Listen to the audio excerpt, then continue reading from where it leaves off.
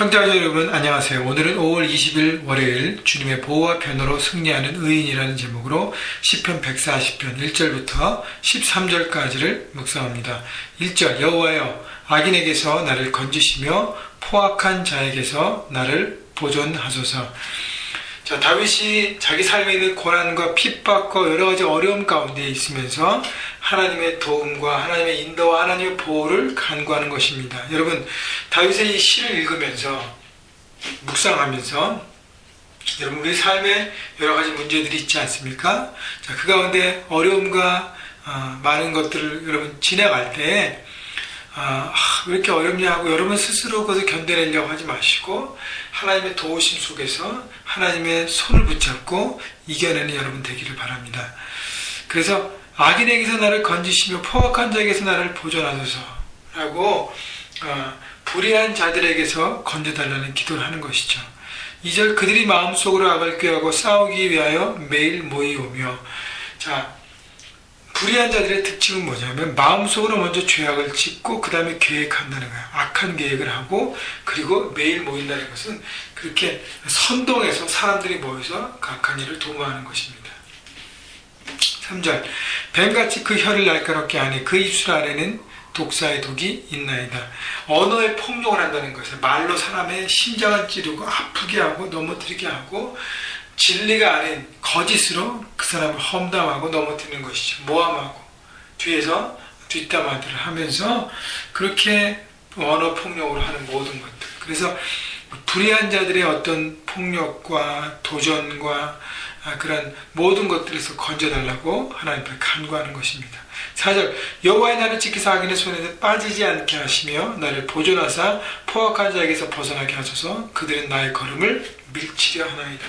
자, 악한 자들의 공격하는 것, 그 악한 자들을 조종하거나 악한 영들의 공격의 목적이 뭐냐면 우리 그리스도인으로 하여금 하나님의 뜻과 하나님의 기준으로 살아가는 그 길을 가는 것을 밀쳐내는 것이죠. 그 길을 포기하게 하고 다른 것을 바라보게 하고 자꾸 흔들리게 하는 것입니다. 5절 교만한 자가 나를 해하려고 울무와 줄을 놓으며 길 곁에 그물을 치며 함정을 두었나이다. 그래서 하나님의 뜻에 따라 순종하며 가는 길을 걷지 못하도록 자꾸 뭘 빠지게 하고 넘어지게 하는 것이죠. 여러분, 그럼에도 불구하고 우리가 계속적으로 가야 될 길을 가야 되는 것이 바로 하나님의 뜻입니다.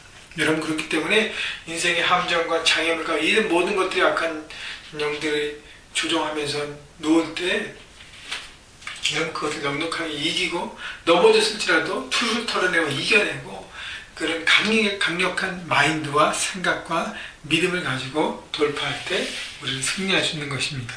6절 내가 여호와께 말하기를 주인은 나의 하나님이시니 여호와여 나의 간구하는 소리를 귀를 기울이셔서 하였나이다.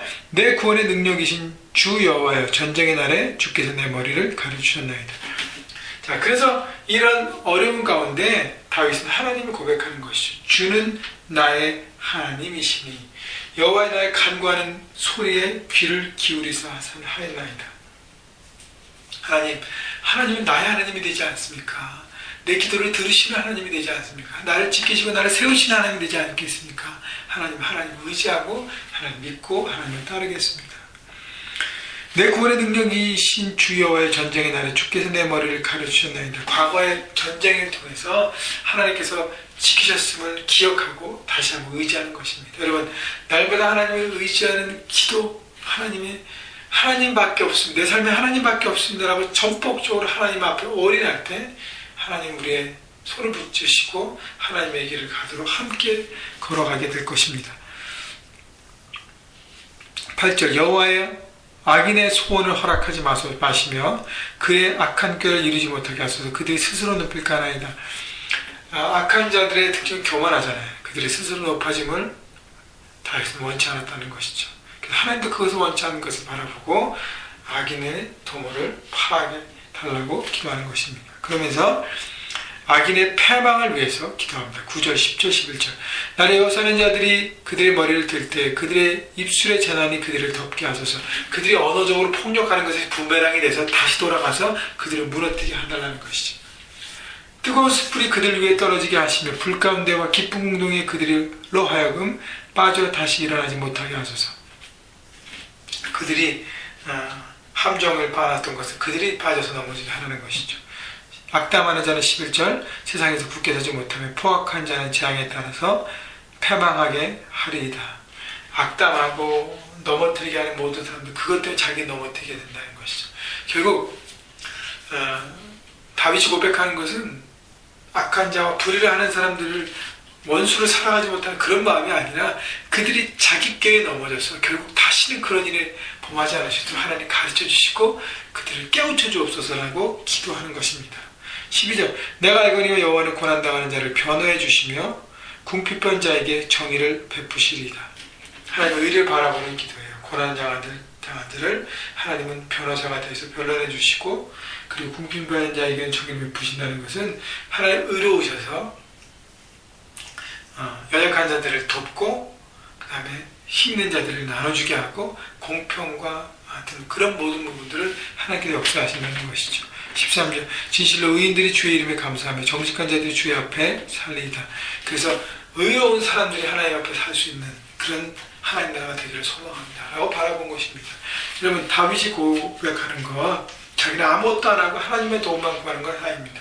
하나님 능력을 달라고 그래서 모든 장애와 함정들을 뛰어넘을 수 있는 힘과 능력을 달라고 기도하는 것입니다.